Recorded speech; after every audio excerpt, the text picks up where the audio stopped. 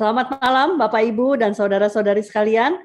Kita jumpa kembali dalam kelas STUJK yang malam hari ini masih membahas mengenai Yesus Kristus dan penebusan. Ya, kita sudah masuk ke dalam pertemuan ketiga. Pada pertemuan pertama, kita review sedikit ya. Pertemuan pertama kita sudah membahas mengenai siapakah Yesus Kristus. Dan kemudian dilanjutkan di dalam pertemuan kedua, kita membahas mengenai supremasi Yesus Kristus dan juga keunikan dari pribadi Yesus Kristus. Maka pada pertemuan ketiga ini kita akan membahas mengenai karya penebusan yang dilakukan oleh Yesus Kristus bagi manusia berdosa. Baik, kita akan memulai kelas ini. Saya serahkan kepada Bapak Agung Wibisana yang akan menguraikannya. Silakan Pak, dan juga untuk memimpin kita semua di dalam doa pembukaan. Ya, oke. Kita akan mulai dalam doa ya. Mari kita berdoa, kita mohon pertolongan Roh Tuhan, supaya kita bisa dimengertikan dan bisa mengalami semua apa yang kita dengarkan. Mari kita masuk dalam hadirat Tuhan. Bapak, kami bersyukur di hadapan-Mu pada malam hari ini kembali kami mendapatkan satu hak yang istimewa dan begitu menakjubkan. Karena sudah terjadi ribuan tahun dan bahkan sebelum anak-Mu yang tunggal datang dan yang Kau kasih, yang Kau kenan, kami tahu bahwa mereka merindukan dan bahkan nabi-nabi, seluruh orang-orang yang betul-betul mengerti akan perjanjian Tuhan, mereka menanti-nantikan akan akhir hidup manusia, karena mereka tahu ujung dalam dosa mereka akan dibinasakan Tuhan, dan mereka menantikan satu pengampunan, satu penerimaan dan pembenaran, dan didamaikan di dalam Kristus Sang Mesias. Dan inilah menjadi inti dari seluruh iman Kristen, bahwa kami akan ditebus dengan kuasa darah Kristus, dan kami mendapatkan satu hari pendamaian yang selama-lamanya akan menyertai kami. Terima kasih Tuhan, bawalah hati kami untuk bisa mendengarkan, dan kami bisa menyimak, serta mengerti, dan mengalami semua apa yang dijanjikan oleh Tuhan di dalam firman-Mu.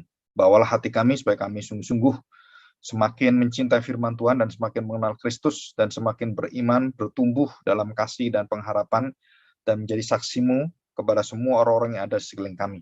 Terima kasih Bapa, di dalam nama Tuhan Yesus kami serahkan doa kami ini. Amin. Oke, kita akan meringkas minggu lalu ya. Nah, ada beberapa hal yang penting ya yang kita pelajari tentang posisi siapakah Kristus, kemudian bagaimanakah Kristus dibandingkan dengan beberapa tokoh-tokoh Alkitab. Jadi menurut kamu, menurut kalian gitu ya, siapakah aku ini? Dan kemudian banyak orang membicarakan siapakah Kristus. Baik itu orang-orang yang dekat dengan dia dan sikap mereka, dan bagaimana mereka mendapatkan begitu luar biasa pemandangan serta cara hidup Kristus, mulai dari pengajaran, kemudian sampai kepada tindakan-tindakannya dan hidupnya dia, perbuatan-perbuatan, serta mujizat-mujizat yang luar biasa. Dan kita tahu bahwa seluruh hal yang dilakukan oleh Kristus, dan khususnya keilahian dia dan kemanusiaan yang sudah dipamerkan itu harus ada sesuatu yang dari Allah, ada anugerah dari Allah, dan baru bisa membuka manusia itu bisa menerima. Ya, kita tahu bahwa murid-murid sampai akhir pun meragukan, menyangkali, dan bahkan ada yang mengkhianati. Dan semua orang Israel yang ada, orang-orang Farisi ahli Taurat itu sama sekali tidak bisa mengerti dan menolak tentang kemesiasan Kristus. Ya. Padahal sudah dinyatakan kuasa-kuasa yang luar biasa dan tidak mengubah pikiran mereka dan tidak mengubah hati mereka menjadi percaya. Dan sampai akhir Yesus mati, mereka yang meneriakkan satu pujian Hosana Hosana yang menginginkan dia menjadi Mesias dan dipuji sebagai Mesias yang benar-benar akan mengubahkan bangsa Israel, itu akhirnya mereka kecewa. Kenapa kecewa? Karena Tuhan Yesus mendapatkan satu hukuman, satu kutukan, dan dia mati di kayu salib. Dan itu bagi orang Israel dan bagi konsep orang-orang Yahudi, keyahudian gitu ya, kemesiasan orang Yahudi itu Mesias tidak bisa kalah, tidak bisa terkalahkan gitu. Apalagi ini mati dan dihukum serta terkutuk. Nah, ini derajatnya itu turun sampai ke bawah gitu ya, menjadi manusia yang sangat terkutuk. Dan bukan hanya itu, dia juga dituduh sebagai orang yang membohong dan kerasukan setan, orang yang tidak bertanggung jawab kepada hukum Taurat dan menghapus hari Sabat, melanggar hari Sabat, dan yang paling puncak yang menjadikan dia harus disalibkan adalah dan dibunuh, itu Tuhan Yesus menyamakan diri dengan Allah dan menghujat Allah, dan dia melakukan semua perbuatan Allah yang tidak mungkin dilakukan oleh manusia. Nah, itu secara emosi, secara membabi buta, akhirnya para ahli Taurat, orang Farisi itu yang tertutup pikirannya dan memang ditutup oleh Tuhan, ya. Mereka kemudian merencanakan membunuh Kristus. Nah, di dalam perencanaan dosa yang begitu besar, dosa yang begitu keji itu, dosa yang begitu bengis, ya, kejam sekali itu, mengerikan itu. Nah, di situ letak daripada keagungan serta rencana Allah tentang penebusan. Dan ini sangat sulit sekali dimengerti oleh manusia. Jadi keberdosaan yang begitu puncak, membunuh anak Allah yang dikirim pertama kali, nabi-nabi dikirim dulu, hukum Taurat dikirimkan, Musa dan semua kebaikan-kebaikan Tuhan, terus kemudian bait Allah, dan banyak yang menyertai mereka, termasuk mujizat penyertaan yang luar biasa, 40 tahun tiang awan, tiang api, diberi makan, diberi minum, roti mana, dan air bersih dari batu karang, dan begitu banyak yang kita lihat bahwa menyertai mereka, memberkati mereka, dan bukan hanya 1-2 hari, ya, dan itu dari tahun ke tahun sampai ribuan tahun. Dan itu keterlaluan kalau orang tidak mau percaya pada Tuhan, keterlaluan. Tapi kenyataannya bahwa mereka gagal karena mereka ingin mempunyai konsep Mesias yang Kristus yang seperti mereka, dan Tuhan Yesus sudah menyatakan itu, dan semua apa yang ada di dalam kitab Perjanjian Lama tentang Mesias, kuasanya bagaimana kelakuannya. Nah, mereka menolak khususnya Kristus yang terkutuk, yang mau menanggung dosa, mau menjadikan kita semua itu orang-orang yang akan diambil dosanya dan ditanggung oleh Dia.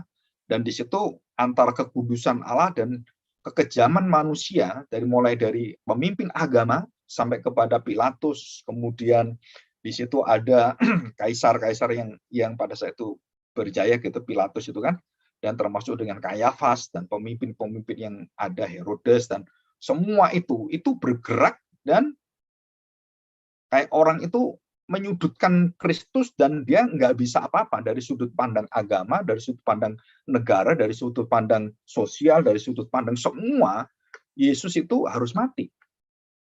Dan ini jalan kematian, inilah jalan yang tuduhan-tuduhan yang tidak punya dasar, dituduh sebagai penghujat Allah, melawan hari Sabat, melanggar hari Sabat, dan melakukan satu penyembuhan yang berasal dari Beelzebul gitu kan, dan dianggap orang gila, orang kerasukan. Wah, banyak sekali tuduhan-tuduhan itu, dan itu ditimpakan pada Kristus, dan semua itu rencana Allah.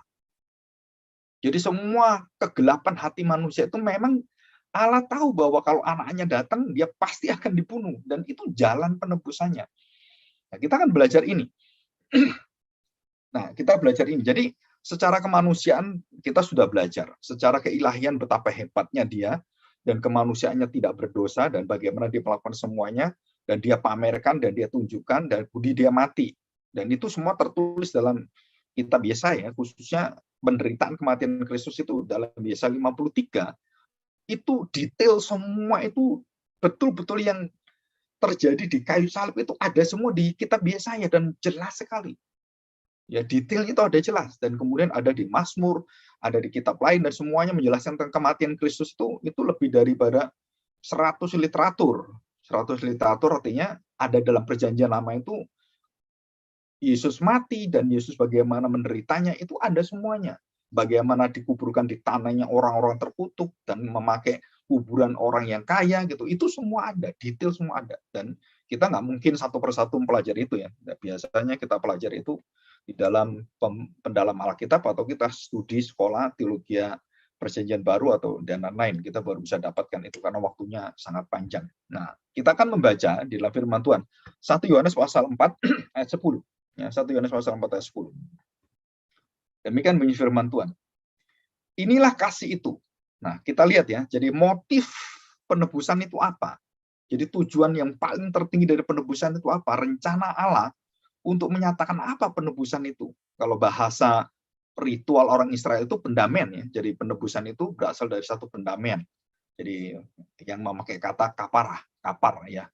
Kof, P, dan res, ya. dalam bahasa Ibrani. Itu punya arti. Nanti jelaskan singkat aja. Dan ini punya rahasia, setiap kata itu punya rahasia di dalam bahasa Ibrani itu setiap kata memiliki makna dan waktu digabungkan maknanya itu lebih dalam lagi. Dan bukannya lebih dalam, itu lebih luas dan memperkaya pikiran kita. Nah, karena kita nggak terbiasa dengan culture bahasa Ibrani dan semuanya, kita memang tidak belajar dan banyak orang-orang yang tidak mengerti latar belakang itu. Kita nggak bisa melihat keindahan dan juga ketelitian Allah, bagaimana persis setiap kejadian, bagaimana perkataannya, bagaimana perkataan-perkataan itu sangat detail dan lengkap sempurna dilakukan oleh Kristus. Ya. Jadi dalam perjanjian baru kita baca 1 Yohanes, suratan Yohanes ya, 1 Yohanes pasal 4 ayat 10. Inilah kasih itu, bukan kita yang telah mengasihi Allah, tetapi Allah yang telah mengasihi kita. Jadi ini Allah yang menjadi penggerak, Allah yang menjadi pelaku pertama, yang memulai semuanya. Tetapi Allah yang mengasihi kita, bukan kita yang mengasihi Allah, tapi Allah yang mengasihi kita.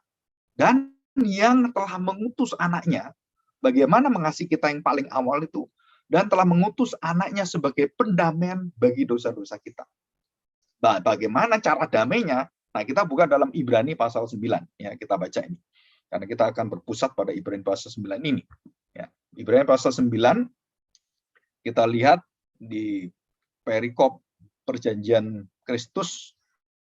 Ya, Kristus adalah pengantara dari perjanjian yang baru. Ya, di sini nanti kita akan pelajari perbedaan Yesus sebagai imam besar yang agung, yang mulia dengan imam besar yang ada di bangsa Israel, kemudian bangsa Lewi, kaum Lewi, dan bagaimana dengan dia dibandingkan binatang-binatang korban, darah-darah binatang dengan darahnya dia, dan imam besar yang khususnya yang setiap tahun sekali itu datang, bagaimana bedanya dengan Yesus sendiri, imam besar yang selama-lamanya. Nah, itu nanti kita pelajari.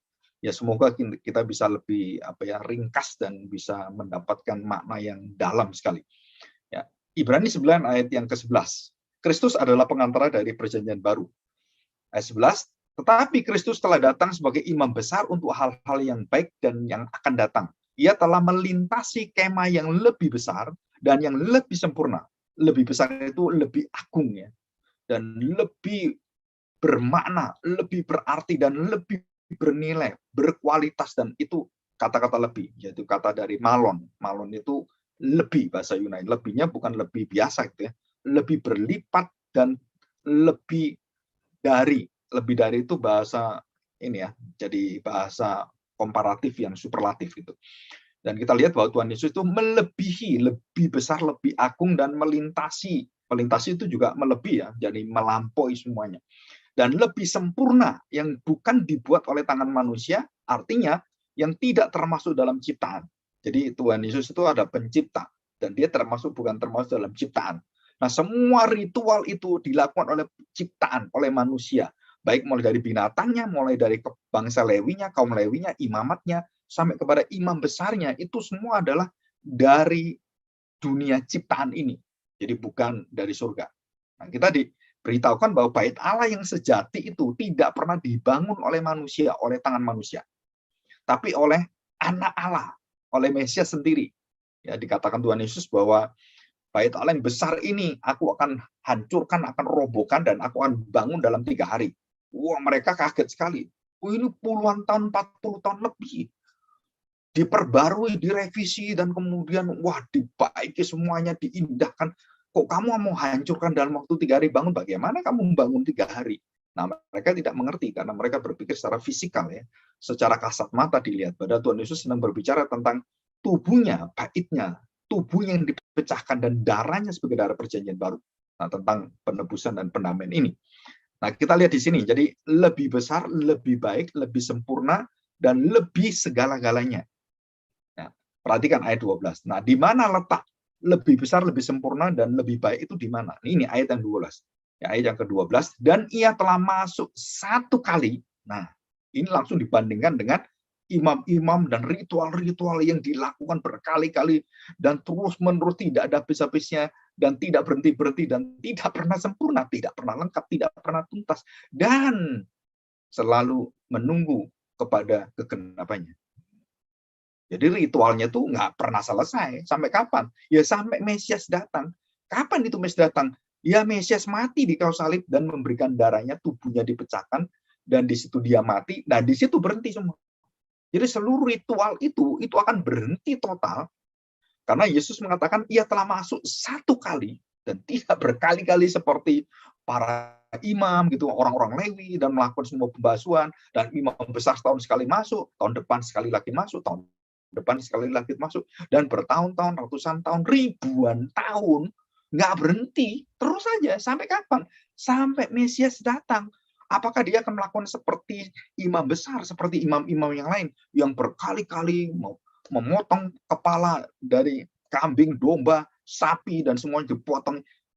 Apakah akan terjadi bahwa nanti itu akan terulang seperti itu berulang? Tidak. Nah, di sini dikatakan, apanya yang agung, apanya yang lebih baik, lebih tuntas, lebih sempurna, dan lebih besar itu adalah di sini. Ia telah masuk satu kali dan tidak berkali-kali. Tetapi sekalinya itu berlaku untuk selamanya. Dan ini konsep ini bukan hanya konsep soal ritual, tapi ini konsep seluruh daripada pekerjaan Kristus. Baik itu penebusan, baik itu keselamatan, baik itu pemeliharaan, baik itu janji-janjinya, baik itu semua bagaimana iman kita dibangun, bagaimana manusia baru kita itu diciptakan, itu sekali selama-lamanya. Waktu kita dikatakan kamu diselamatkan, maka kamu diselamatkan oleh darah Kristus satu kali untuk selama-lamanya sampai kekal. Dan itu dijamin oleh Tuhan. Nah, ini artinya. Dan itu dampaknya, arti Kristus masuk satu kali untuk selama-lamanya dan tidak berulang-ulang, dan berulang selamanya, dan nunggu-nunggu tidak pernah ada juntrungannya. Sampai kapan itu? Nah, sampai Mesias yang melakukan. Jadi ini berkali-kali, beribu-ribu kali, beribu-ribu tahun, dan Kristus hanya melakukan satu saat, satu kali, dan satu waktu di Bukit Golgota, dan dia mati, dan dia serahkan tubuhnya, dan dia curahkan darahnya sebagai darah perjanjian baru, dan disitulah selesai semua. Sempurna. Jadi kita sekarang nggak perlu lagi membawa kambing, membawa sapi, terus dipotong kepalanya. Kenapa? Karena ini Kristus sudah satu kali untuk selama-lamanya. Jadi kalau dulu kita punya konsep seperti ini, wah, kalau saya berdosa kan saya harus diampuni. Bagaimana diampuni? Maka orang Israel membawa binatang yang tidak bercacat celah, yang tidak punya kerut, tidak punya noda, dan tidak punya namanya yang matanya ada cacatnya gitu kan. Pokoknya harus sempurna, dan anak sulung, dan laki-laki anak sulung, dan itu semua data identifikasinya binatang dan macamnya binatang dan kesehatannya binatang, dan tidak boleh ada cacat, tidak boleh ada dosa. Dan binatang itu melambangkan kepada Kristus. Dan binatang ini tidak, dalam tanda petik, tidak menebus, tidak mendamaikan dosa kita. Dia lambang yang mendamaikan siapa? Ya Kristus, iman kita ke sana. Jadi binatangnya binatang, tapi dia karena sebagai lambang, dan waktu binatang itu kita serahkan, kita penggal, dan menjadi dua, kematian itu, dan kemudian kita persembahkan, dan di situ ada kemuliaan, api kemuliaan Tuhan, dan menerima. Nah, artinya bahwa sekarang saya diterima dan didamaikan, dibenarkan oleh Tuhan. Saya ditebus dan diganti darah saya, nyawa saya, dengan darah binatang ini, dengan kematian binatang ini. Saya mati, dan saya sekarang harus mati, dimatikan dengan binatang ini supaya saya hidup di hadapan Allah. Jadi ini konsep sudah jelas. Jadi binatang-binatang itu mati untuk dipakai darahnya menghidupkan kita. Jadi binatang itu harus mati untuk mematikan kita yang mati dalam dosa. Dan barulah kita beriman, oh ya betul. Dan mengingat kepada Mesias, dan semua orang perjanjian lama memandang pada Mesias, dan dia selamat. Dia memandang Mesias, dan dia memandang salib, dan dia memandang Kristus, dan beriman, oh berarti semua orang Israel yang memandang salib Kristus, yang memulai dengan ritual semuanya, akan diselamatkan. Kenapa? Karena dialah penggenapnya, dialah yang menyempurnakan, dialah yang menuntaskan, dia yang melengkapi, dan dia sempurna. Nah, kalau Kristus tidak dipercaya, semua orang Israel mau melakukan itu beribu-ribu kali nanti sampai akhir zaman, tetap masuk dalam kebinasaan dan murka Allah. Dan mereka tidak bisa menanggung dosa ini. Jadi di sini ya. Oke, kita lihat ayat 12.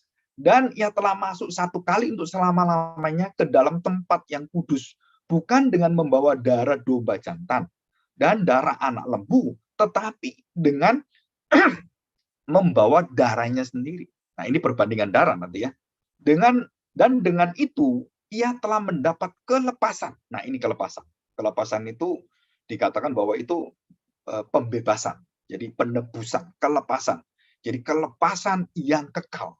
Jadi bukan kelepasan karena utangmu selesai, bukan. Kelepasan kekal artinya apa kekal? Selama-lamanya. Dia lakukan satu kali, membongkar dan merobohkan semua daripada kerusakan manusia, dosa manusia, dan dia kemudian sembuhkan, dia kemudian hapuskan, dia tebus sekali, dan dikatakan kamu akan merdeka, kamu akan ditebus, kamu sudah dilepaskan, hutangmu sudah lunas, dan selama-lamanya sampai kekal kamu menjadi orang yang bebas.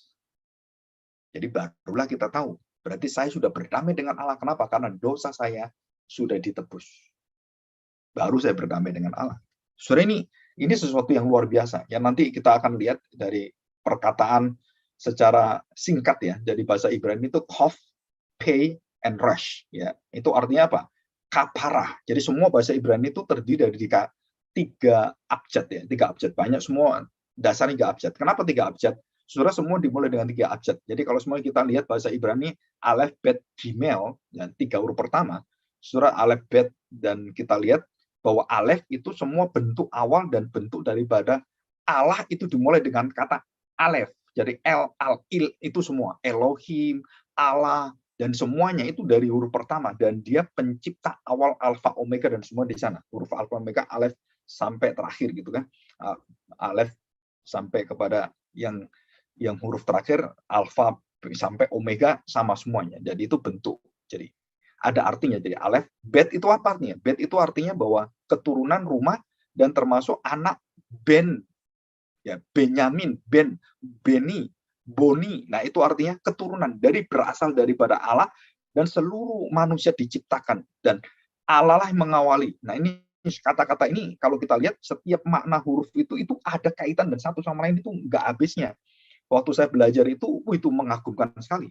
Padahal itu nggak ada di yang umum dipelajari, nggak ada, karena itu harus belajar kepada rabi-rabi yang punya buku dan langsung yang pernah masuk kelasnya, khususnya di dalam Jewish culture itu ya, termasuk di dalam teologi Jewish culture itu luar biasa. Nah, mungkin kita belajar sedikit aja ya. Coba saya perlihatkan kepada kita semua. Nah, apa arti kof, resh, dan nah ini ya, kof, pay, dan resh itu kapar itu ya, dari kata pendamaian atau penebusan itu ya, termasuk juga di dalamnya. Nah, saudara perhatikan, kof itu artinya final, dan boleh dikatakan paling sedikit. Dan di final itu artinya bahwa Tuhan akan melakukan hal yang final, kof. Dan kemudian pay, Tuhan sudah menyatakan, Tuhan sudah berjanji, dan Tuhan sudah membuka baik hubungan yang baru dan perjanjian baru, dan Tuhan sudah memerintahkan, Tuhan sudah berbicara, dan Tuhan sudah memerintahkan dan menetapkan semuanya. Jadi bentuk yang final dari kuasa Tuhan, dari perjanjian Tuhan, dan dia sudah berjanji dengan mulutnya, dia sudah melakukan semua. Barulah yang terakhir, resh. Apa resh? Dia menjadi puncak tertinggi daripada ilmu, dari semua janji Tuhan. Dan keinginan Tuhan adalah race. Jadi seluruh tertinggi dari segala tertinggi, the head of the highest. Saudara, itu artinya race. Jadi teologia atau pengertian iman sejati itu tertinggi adalah penebusan, yang dalam arti pendamaian, hari raya Yom Kippur gitu kan. Ya, itu ada hari raya khusus, hari raya pendamaian atau atonement sacrifice ya, itu ada hari raya khusus. Nah, ini dari 3 kata ini kita kemudian rangkum dari kata kapara atau kof, pay, resh. Itu sudah punya makna begitu jelas sekali. Jadi bukan hanya arti ditebus, didamaikan, bukan hanya itu, tetapi dalam setiap kata itu punya artinya, punya maknanya. Kof itu artinya apa? Final, the back of the head. Jadi seluruh semua memulai dari seluruh kepala yang ada, dan apa yang dikatakan yang akan dijanjikan dan akan final, karena itu sudah ditetapkan oleh Tuhan, dan kemudian Tuhan sendiri yang berbicara, Tuhan sendiri yang membuka perjanjian, Tuhan sendiri akan melakukannya, dan Tuhan sendiri akan membereskan, dan semua dari alfa dan omega, Kristus yang menjalani seluruh keselamatan kita. Jadi bukan kita. Jadi perbuatan kita tidak pernah bisa mencari keselamatan, tidak pernah bisa membuat kita diselamatkan, tidak pernah bisa membuat kita dilihat oleh Bapak Surgawi, oh kamu betul-betul bisa berbuat baik. Nggak ada, saudara. Kenapa? Ini dari kata pay. Tuhan menjanjikan dan membuka semuanya bahwa anaknya, Mesias itulah yang akan memulai seluruh keselamatan dan bukan karya perbuatan dari manusia dan jasa manusia. Efesus pasal 2 ayat 8-10. Surah baca di sana. Bukan karena perbuatan, bukan karena jasa, bukan karena itu. Dan yang terakhir adalah race. Artinya apa? Bahwa semua itu menunjukkan apa sih yang tertinggi dari seluruh hidup orang percaya, menerima penebusan, menerima pendamaian dari Allah. Dengan cara apa? Nah itu, lihat. Yang diletakkan di atas segala yang tertinggi adalah Kristus. Dialah the head of the highest. Jadi seluruh pekerjaan Taurat, nabi-nabi, hukum-hukum yang ada, ritual-ritual yang ada, memang itu tinggi dan memang bermakna, memang itu agung. Tapi ini di atas segalanya. Dia teragung dari segala teragung. Dialah pendamai. Dialah sumber damai. Dialah yang akan dipakai Bapa untuk menjadi seluruh sulung kedamaian semua. Dia anak yang sulung, bukan hanya sulung di dalam kelahirannya, tapi dia memulai seluruh keselamatan sulung berasal dari dia. Jadi keselamatan, penebusan, kebenaran, dia yang sulung. Dia melakukan kebenaran, dia melakukan pengudusan, dia yang sulung dan membuat kita semua ikut dia, the head of the highest. Saudara, ini artinya, jadi kita diciptakan serupa dengan Kristus, baru kita menjadi serupa dengan Allah. Yang dulunya serupa Allah rusak karena dosa, dan rusak, dan Kristus yang mengambil kerusakan itu, dan dia mati, dia membentuk ulang dan memberikan pada kita melalui Roh Kudus, melahirbarukan kita dan memberikan darahnya dan tubuhnya, dan kita menjadi serupa dia dan dibentuk menjadi sedarah, sedaging, dan serupa dengan Kristus. Nah itu tujuannya. Jadi waktu Tuhan menciptakan manusia menjadi segambar dan serupa kita, nah di antara kita, Bapa, Anak, Roh Kudus itu yang akan menjadi satu rupa, yang akan menjadi rupa yang diinginkan oleh Tuhan adalah rupa manusia adalah rupa sang anak yang menjadi daging. Karena manusia akan jatuh dalam dosa. Dan ini penting ya.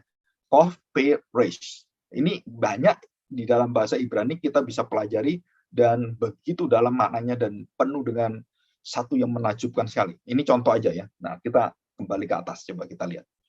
Ya. Di sini. Ya. Oke. Nah, dari penebusan kita tahu artinya apa. Jadi ada 4 hal penting di dalam penebusannya. Dalam arti teologi adalah pendamaian. Karena pendamaian menghasilkan satu kuasa penebusan, pembebasan, dan semuanya.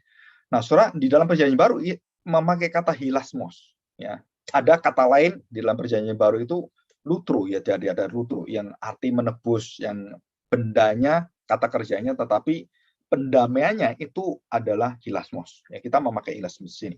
Bahasa Inggrisnya atonement atau propitiation, pendamaian, propitiation atau propitiasi, ya, pendamaian. Tadi kita ayatnya sudah baca di dalam 1 Yohanes 4:10. Jadi ya saudara, kita lihat bahwa penebusan atau pendamaian itu akan membuat satu langkah pertama. Apa? Kamu harus layak dulu dikuduskan dari segala dosamu. Kamu harus dibersihkan, kamu harus dilayakkan. Kamu harus bisa dijajarkan dan dipisahkan dari dunia ini dan menjadi anak-anak yang layak di hadapan Tuhan yang akan dikuduskan, disucikan. Jadi penyucian, pengudusan itu adalah dampak pertama dari penebusan kita. Dan yang kedua, saudara, pengampunan dosa itu akan berlaku dalam hidup kita. Bukan hanya seperti imam-imam itu. Wah, saya dosa lagi. Oke, tahun depan kita upacara lagi.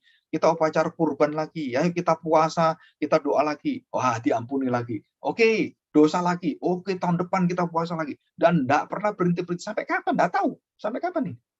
Upacara ritual yang tidak ada ujungnya. Nah, kalau kita jelas ada. Kenapa? Karena dosa yang kita alami ini yang merupakan warisan dari Adam dan Hawa dan sudah membinasakan kita, tidak membuat kita mampu untuk menerima, menjadikan kita benar dan melakukan kebenaran atau menjadi orang baik dan betul-betul baik sempurna di hadapan Allah. Maka kita harus menerima pengampunan dosa. Bagaimana menerima pengampunan dosa? Saudara, pengampunan dosa itu dilakukan oleh Tuhan waktu kita dilahirbarukan, kita ditebus oleh Dia dan Dia lakukan satu kali untuk selamanya. Maksudnya apa, Pak? Jadi sekarang ini saya berdosa dan saya mengakui dosa saya, masa lalu dosa saya. Dan sekarang saya sudah mengakui dosa saya. Dan bagaimana dengan dosa saya selanjutnya? Itu semua ditanggung oleh Tuhan. Jadi penanggungan dosa itu bukan cuma dosamu selesai, dosamu sekarang atau masa lalu, tapi juga dosamu yang akan datang sudah dijamin oleh Tuhan. Wah, ini tidak ada konsep seperti ini. Di dalam semua agama apapun, tidak ada. Saudara. Semua agama menuntut dosa itu diselesaikan sekarang, dosa selesaikan sekarang. Dan dosa yang akan datang, nggak tahu mereka. Mereka tidak pernah bisa melihat dosa yang belum dilakukan, bisa ditebus. Loh, melakukan aja belum, kok ditebus? Itu kan belum melakukan, Pak. Nah, siapa yang bisa menebus dosa yang belum kita lakukan? Nah, Kristus, karena dia menjanjikan satu kali masuk untuk selamanya sampai kekal kita dilepaskan. Dan ini janjinya. Bagaimana saya bisa menerima pengampunan dosa? Saya bisa menerima dosa yang bisa dihapuskan itu. Saudara, apa caranya? Disitulah kita akhirnya melihat darah yang dikorbankan, pengganti daripada kutukan maut dan hukuman murka Allah. Dan darah itu harus ada. Dan darah itu merupakan satu tempat di mana dosa kita ada di dalam darah ini dan mewakili kita semua. Dan di dalam darah inilah harus ditumpahkan kematian dan harus murka Allah itu dinyatakan dan keadilan dinyatakan. Dan kemudian Allah menghukum dan membinasakan orang-orang yang melawan dia. Nah, maka di situ orang yang disebut sebagai orang yang mendapatkan hukuman mati, hukuman kekal, hukuman selama-lamanya adalah orang yang dibinasakan Tuhan. Nah, siapa yang dibinasakan Tuhan? Saudara, siapa yang diserahkan oleh Bapa? Anaknya sendiri. Seperti Abraham menyerahkan Ishak. Dan Bapak menyerahkan anaknya untuk apa? Karena inilah jalan penebusannya. Inilah jalan kamu bisa didamaikan, kamu bisa diampuni, kamu bisa menerima pengudusan, penyucian, dan kamu bisa menjadi orang yang dikuduskan. Jadi saudara di sini kita lihat bahwa darah itu menggantikan. Darah itu kemudian yang akan dipakai untuk kematian. Supaya semua murka Allah itu tercurah dan terpuaskan. Jadi Allah murka. Kamu berdosa, nggak bisa, harus ada keadilan. Aku harus murka, maka murka itu yang terima siapa? Kristus. Jadi Tuhan Yesus dalam posisi penebusan itu, mendamaikan orang berdosa dengan Allah yang Maha Kudus yang tidak berdosa itu, bagaimana dia? Dia menerima dua, apa itu? Dia menerima kemarahan dari semua manusia yang berdosa yang dia tanggung, dan dia menerima kemarahan dari Allah yang Maha Kudus. Jadi ini sesuatu yang ekstrim dari sesuatu yang berdosa, yang maha bejat itu, dan di sini maha kudus. Jadi dia menerima murka Allah yang maha kudus, dan dia menerima murka manusia yang penuh dengan dosa, yang menolak dia, yang mengatai dia menghujat Allah. Sedangkan Allah di sini katakan, inilah anakku, kepadanya lah aku berkenan. Saudara, ini yang bisa melakukan siapa? Dan hanya Tuhan Yesus. Jadi Tuhan Yesus bukan hanya kita lihat sebagai orang yang melakukan mujizat yang luar biasa. Dia bisa menenangkan badai laut pun diperintah oleh dia. Setan-setan diperintah oleh dia. Itu semua tidak menyelamatkan. Yang menyelamatkan kita adalah karya dia, penebusannya ini. Dan inilah inti Kof itu tadi kan. Kof Peres. Inilah puncak dari seluruh daripada kebenaran Allah. Dan tujuan Allah adalah kaparah. Hilasmos. Jadi penebusan itu menyatakan betapa cintanya Allah kepada manusia melalui Kristus, dan dia betul-betul menutup matanya dan dia hanya melihat Kristus, dan dia marah kepada anaknya dan dia murka kepada anaknya dan dia tanda petik membinasakan anaknya. Dan itu penebusan. Jadi saudara, kita yang menerima tanda mujizat, yang kita percaya mujizat, belum tentu diselamatkan. Iya. Jadi gereja-gereja yang menerima, wah saya orang-orang yang bersaksi luar biasa, saya menerima kelancaran hidup saya. Saudara, kalau saudara tidak menerima Kristus yang mati, yang bangkit, dan mengenal kematian ini dalam penderitaannya, dan kita tidak layak, saudara menerima mujizat sebanyak-banyaknya. Engkau melihat mujizat yang luar biasa seperti orang-orang yang melihat semuanya, yang kagum dengan Tuhan Yesus, yang semua akhirnya memuji-muji dia, kemudian mengolok-olok dia, mengatakan, salibkan dia. Dan kita sama. Kita semua sama seperti orang-orang itu. Nggak ada bedanya. Kita orang berdosa. Dan kita kemudian menolak karya penebusan itu. Wah, saya nggak mau Tuhan yang seperti ini. Saya maunya Tuhan yang bisa melayani saya. Tuhan yang bisa saya atur, Tuhan yang bisa mengerti saya. Bukan saya mengerti Tuhan, bukan. Nah, saudara, ini semua terbalik. Secara pemikiran, apa yang Tuhan inginkan dalam hidup kita menerima ini. Jadi 3 langkah ini. Jadi pertama kali, penyucian pengudusan kita, pengampunan dosa kita, dan kita melihat darah yang dikorbankan dan murka Allah dinyatakan dan kematian di situ, dan Allah membinasakan anaknya sendiri, membunuh anaknya sendiri. Untuk apa? Untuk menebus supaya anaknya nih diutus dan kamu satu-satunya yang bisa untuk menerima semua kemarahan saya dan menerima semua kemarahan manusia dan di dalam dosa manusia itu. Jadi ini kekudusan kemarahan dan ini kemarahan yang penuh dengan dosa diterima dua-duanya. Dan kemudian Tuhan Yesus menerima itu dengan apa? Dengan hati yang terbuka, dia meninggalkan keilahannya, dia menerima dalam kemanusiaannya, dan dia menghampakan diri dan dia menerima, dan disitulah dia berteriak, Eli, Eli lama sabachthani. Nah, saudara, jadi perbuatan kita bukan hanya dibereskan pada saat hanya perbuatan saja. Artinya seperti agama-agama gitu kan. Oh ya, saya berbuat ini, saya harus ditebus dengan perbuatan ini. Wah, kalau saya membunuh, wah saya harus berderma. Jadi ada yang mengukur derma itu dengan apa? Oh, sapi yang besar, berarti kamu membunuh orang itu, 5 orang kamu bunuh, sapinya besar 1, nah itu dosamu sudah dihapus. Nah, saudara, ini tidak pernah menghapus dosa. Seluruh ritual tidak pernah menghapus dosa. Yang menghapus dosa adalah Tuhan. Yang mengampuni dosa adalah Tuhan. Jadi bukan upacara itu.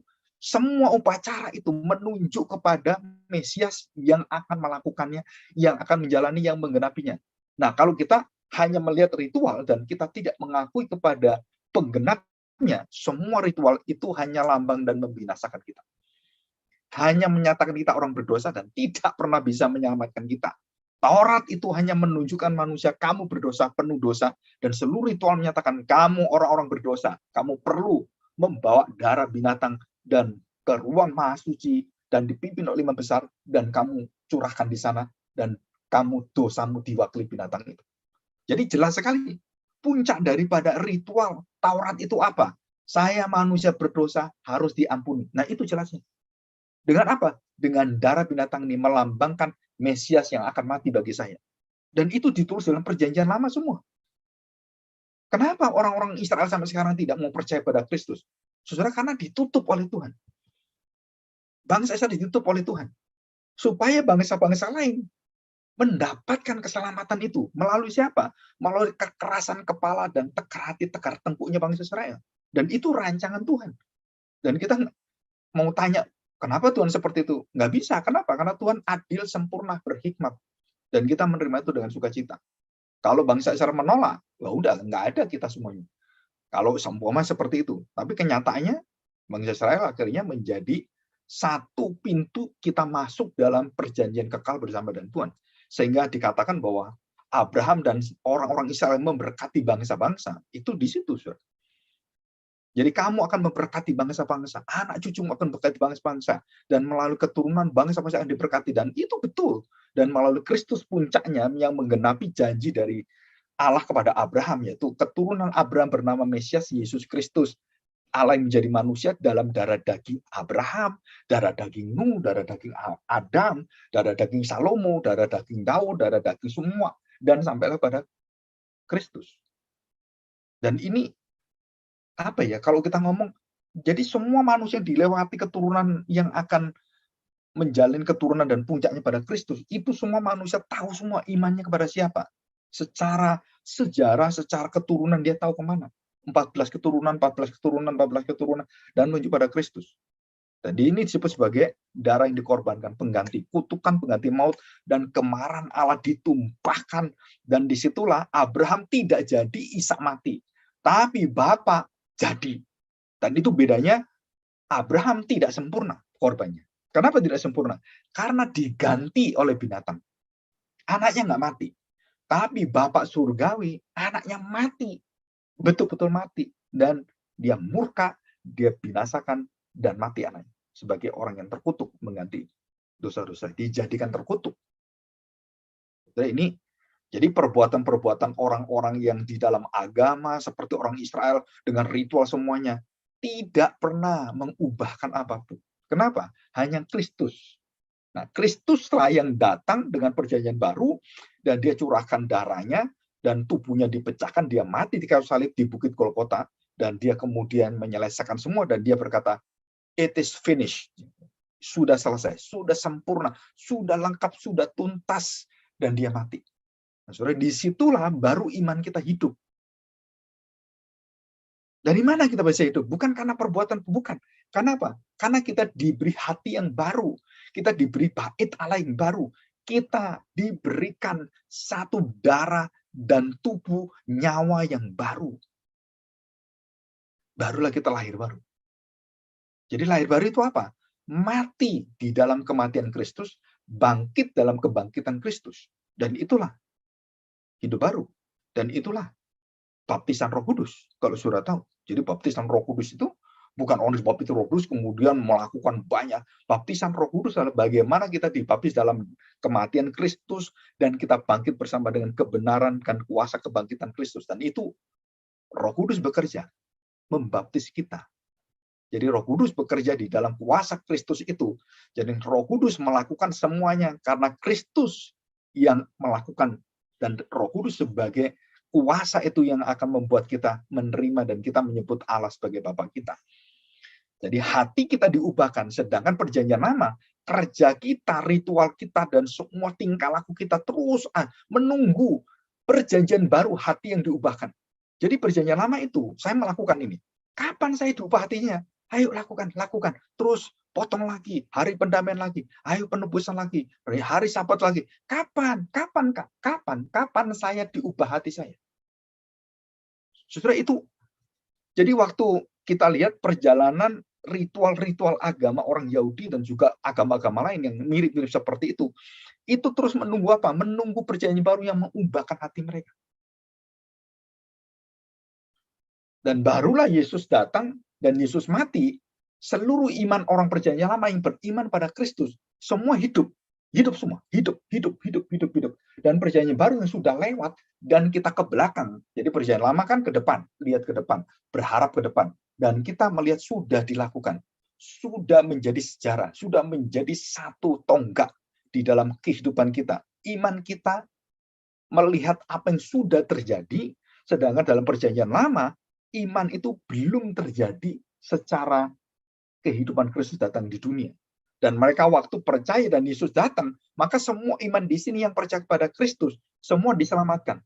Dan yang di sini juga sama, yang di depan, yang masa lalu Yesus, setelah Tuhan Yesus, kita di sini kan, maka semua yang ada di sini, yang ada setelah Kristus, yang melihat ke belakang dan beriman, semua diselamatkan. Jadi antara yang sebelum Kristus dan setelah Kristus, imannya sama, pusatnya pada Kristus. Bedanya di sini adalah sebelumnya dan di sini adalah sesudahnya.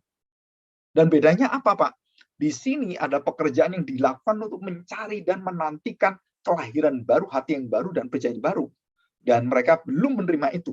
Sedangkan di sini sudah menerima itu, dan kita sudah menerimanya bersama-sama dengan Kristus. Dan yang keempat, apa kuasa keempat? Barulah terjadi pendamaian. Jadi pendamaian itu apa artinya? Di dalam penebusan itu kan, terjadi pendamaian apa? Bahwa kutukan Allah dan murka Allah, jadi kebencian Allah akan dosa itu terpuaskan. Kenapa? Karena ada yang menanggung. Dan dia menerima hukuman dan dihantamkan dan dibinasakanlah anaknya sendiri. Dan matilah anaknya. Jadi Yesus mati itu bukan karena dibunuh. Saudara, Tuhan Yesus pernah mengatakan demikian. Kalau bukan Bapakku, kamu nggak bisa apa-apa. Bahkan kamu nggak bisa ngapa-ngapain saya.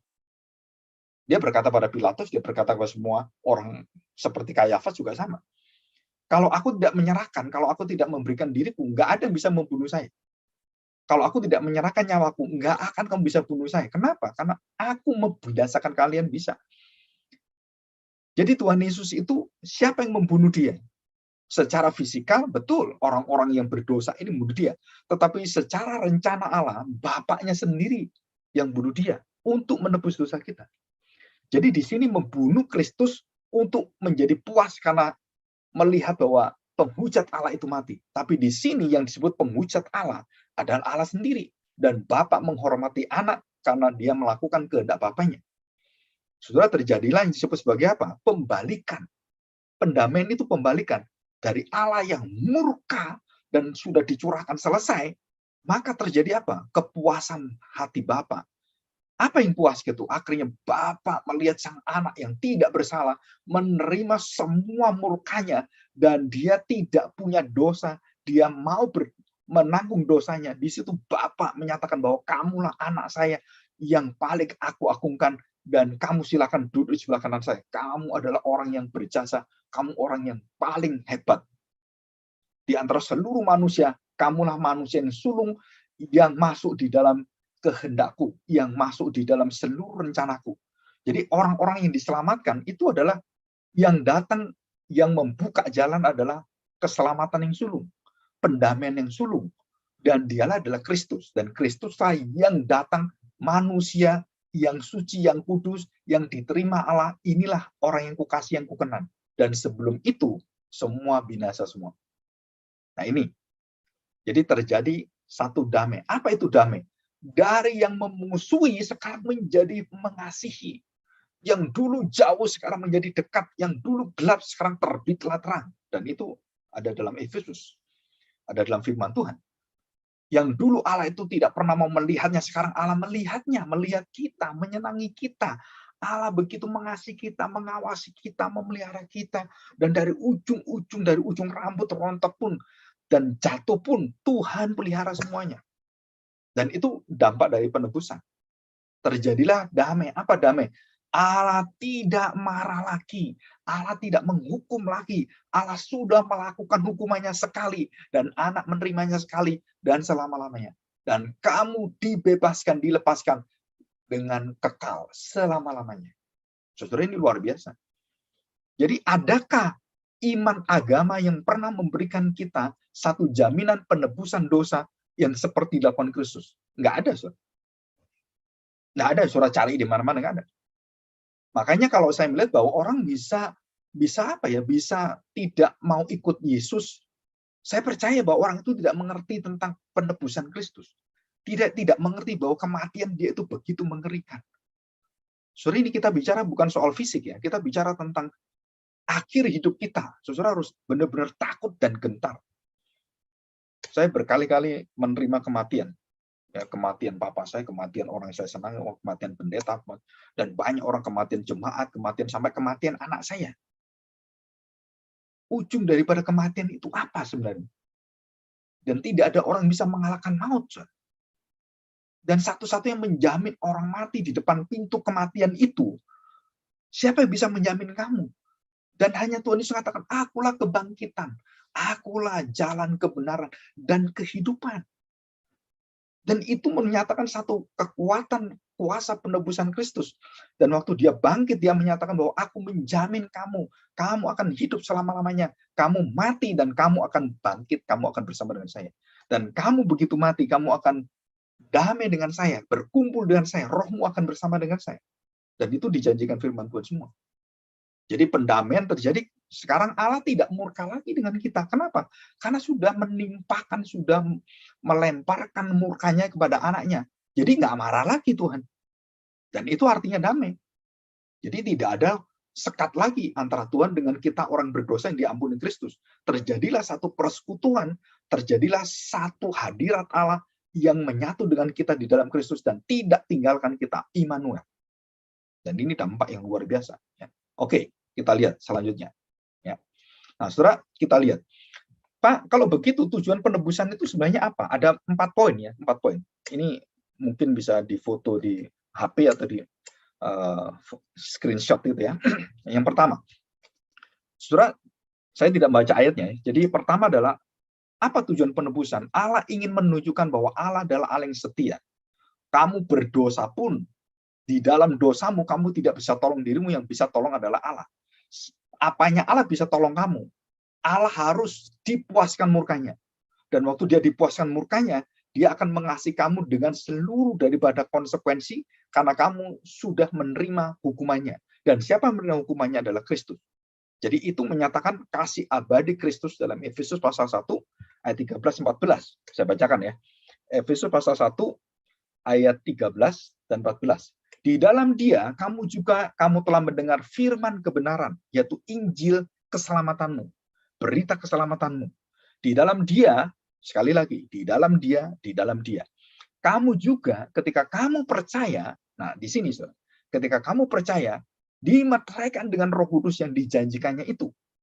Jadi Roh Kudus yang bekerja. Jadi pekerjaan penebusan itu selalu berkaitan Roh Kudus. 14, dan Roh Kudus itu adalah jaminan bagian kita sampai kita memperoleh seluruhnya, yaitu penebusan. Nah, ini keluar kata penebusan. Penebusan yang menjadikan kita milik Allah untuk memuji kemuliaannya. Jadi jelas sekali apa yang membuat kita kemudian diterima oleh Tuhan. Saudara, karena begitu besar kasih Allah kepada kita, begitu setianya Allah kepada janjinya, dan Dia menciptakan manusia untuk kemuliaan Dia, maka orang-orang yang percaya, dikatakan di sini, yang kamu percaya dimeteraikan Roh Kudus, kamu memperoleh seluruhnya di dalam penebusan yang menjadikan kamu milik Allah. Itu memakai kata penebusan itu adalah kamu dibebaskan dari hutang, dari selilitan segala sesuatu yang kamu terikat dan kamu mati di sana. Nah, itu kamu dilepaskan. Pakai kata apolutrosin ya dalam bahasa Yunani. Yang kedua, saudara, yang kedua ini juga yang luar biasa, yaitu menghapuskan kutuk. Nah, kita baca Titus pasal yang kedua, ayat yang 14. Demikian bunyi firman Tuhan.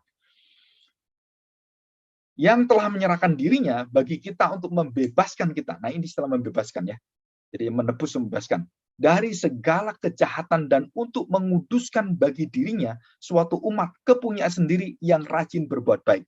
Nah, kata daripada membebaskan itu sama dengan kata menebus. Ya, pakai kata lutro. Lutro itu sama. Ya, dasar katanya adalah tebusan. Jadi dikatakan di sini, yang telah menyerahkan dirinya bagi kita untuk membebaskan kita dari segala kejahatan dan untuk menguduskan bagi dirinya suatu umat kepunyaannya sendiri yang rajin berbuat baik. Jadi yang menguduskan siapa? Yang menyelamatkan siapa? Semua Kristus. Ya, di dalam keselamatan Kristus yang berkarya. Dan termasuk waktu menguduskan, Kristus berkarya di dalam Roh Kudus. Dan kutukan itu diambil. Kematian maut itu diambil oleh Tuhan. Yang membuat kita nggak bisa lagi dilihat oleh Tuhan itu, yang mengerikan itu akhirnya diambil. Jadi kita menjadi orang yang mulia, yang bercahaya sebagai Injil kemuliaan Allah, dan kita menjadi terang-terang dunia ini. Saudara, itu karena kutukan itu diambil. Dan waktu kutukan diambil itu, maka apa yang terlihat dalam hidup kita adalah Kristus yang ada sebagai terang itu mendiami hati kita. Di ruang maha suci itu bait Allah yang ada dalam hati kita. Kristus mendiami semua karena darahnya dan tubuhnya yang dipecahkan. Nah, kita tahu bait suci itu ada ruang maha sucinya, dan ruang maha suci itu ada di dalamnya ada tabut perjanjiannya. Nah, di dalam tabut perjanjiannya itu ada 3 hal. Jadi roti mana, di situ ada hukum Taurat, ya, 2 loh batu dan tongkat Harun. Itu menunjukkan imamat rajani. Nah, saudara, di sini kita lihat ada 3 bagian ini adalah bagian daripada Kristus. Jadi kematian, kemudian Taurat, firman itu, dan penggebalaan. Artinya penggebalaan adalah dia menyerahkan hidupnya, dia menyerahkan nyawanya, dan ada dalam diri kita. Dan itu merupakan satu keindahan, kita mengalami penebusan, pelepasan kuasa kutukan maut. Jadi setiap orang Kristen yang menghadapi maut, kita nggak perlu takut, walaupun kita sakit, walaupun apapun, dan itu dijamin oleh Tuhan. Begitu kamu mati, kamu akan bersama dengan saya. Dan waktu kita mati, Alkitab mengatakan bahwa kita dihantar oleh siapa? Kita dihantar oleh malaikat. Jadi roh kita itu nggak tahu tujuannya kemana.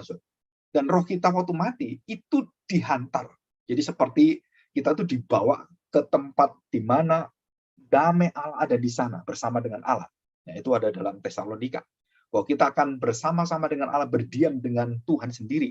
Jadi roh kita berpisah dengan tubuh kita, dan roh ini diangkat, dihantar oleh malaikat-malaikat, dan kemudian datang kepada Tuhan, hadirat Tuhan. Tubuh kita ada di dunia, dan menunggu apa?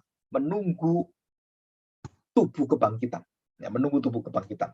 Ini yang ketiga sekarang ya. Nah, saudara, kita lihat Galatia pasal 3 ayat 13. Yang ketiga. Tujuan penebusan yang ketiga adalah Galatia pasal 3, 13. Kristus telah menebus kita dari kutuk hukum Taurat dengan jalan menjadi kutuk karena kita. Sebab pada tertulis, terkutuklah orang yang digantung pada kayu salib. Ya, digantung pada kayu salib. Jelas sekali ya, dikutuk ya. Nah, sekarang kita lihat 1 Korintus pasal 6 ayat yang ke-20. 1 Korintus pasal 6 ayat 20. Demikian. Sebab kamu telah dibeli dan harganya telah lunas dibayar. Karena itu muliakanlah Allah dengan tubuhmu. Jadi jelas sekali, saudara. Jadi kefasikan dan seluruh kedurakan kita itu akhirnya disucikan dan kita harus memuliakan Allah dengan tubuh kita. Yang ketiga ya. Selanjutnya kita lihat yang keempat. Ya. Yang keempat. Oke ya.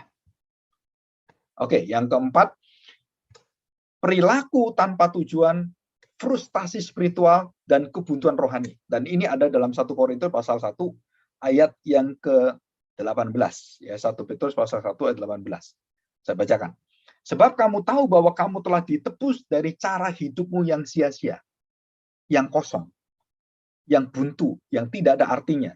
Dari cara hidupmu yang sia-sia, yang kamu warisi dari nenek moyangmu itu bukan dengan barang fana, bukan pula dengan perak dan emas, melainkan dengan darah yang mahal, yaitu darah Kristus yang sama seperti darah anak domba yang tak bernoda dan tak bercacat. Ya. Jadi segala sesuatu ya, yang kita nikmati, kita sentuh, kita minum, kita kecap, dan juga kekayaan, kehormatan, saudara tahu, semua itu akan membawa kita bukan semakin memuliakan Tuhan dalam dosa kita, itu akan membuat kita di dalam tekanan yang luar biasa, dan kita harus bisa melihat waktu kita menerima penebusan itu, menerima pendamaian dari Allah, maka seluruh hidup kita itu arahnya baru. Jadi bukan hidup yang lama. Bukan tanpa tujuan. Kita punya tujuan adalah bahwa kita harus hidup seperti Kristus hidup. Kita milik Kristus dan kita sudah dimeteraikan dan darahnya menyatakan bahwa kami adalah anak-anak Bapa surgawi. Seperti Kristus anak Bapa surgawi, anak sulung, kami adalah anak-anak adopsi di dalam Kristus dan kita menerima tubuh darah Kristus.